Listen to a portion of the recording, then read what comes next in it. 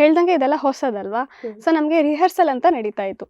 First photo ನೋಡಿ ಎಲ್ಲ select ಮಾಡಿ ಸೆಕೆಂಡ್ ಡೇಯಿಂದನೇ ನಮ್ಮದು ವರ್ಕ್ಶಾಪ್ ಸ್ಟಾರ್ಟ್ ಆಯಿತು. ಗೌರವ್ ಶೆಟ್ಟಿ, ಕಾರ್ತಿಕ್, ಭವ್ಯ ಆಗಲಿ ನಾವೆಲ್ಲರೂ ಒಟ್ಟಿಗೆ ವರ್ಕ್ಶಾಪ್ ಮಾಡ್ತಿದ್ದಿದ್ದು. ಆ್ಯಂಡ್ ನನಗೆ ಕ್ಯಾಮ್ರಾ ಫಿಯರ್ ಅಂತ ಏನು ಇರಲಿಲ್ಲ, ಬಿಕಾಸ್ ಏನೋ ಒಂದು ಮಾಡಬೇಕು ಅಂತ ಇತ್ತು. ಸೊ ಆಮೇಲೆ ಕ್ಯಾಮ್ರಾ ಫೇಸ್ ಮಾಡೋಕ್ಕೂ ಮುಂಚೆ ನಾವು ಫೋನಲ್ಲಿ ರಿಹರ್ಸಲ್ ಮಾಡಬೇಕಾದ್ರೆ ಶೂಟ್ ಮಾಡ್ತಿದ್ವಿ.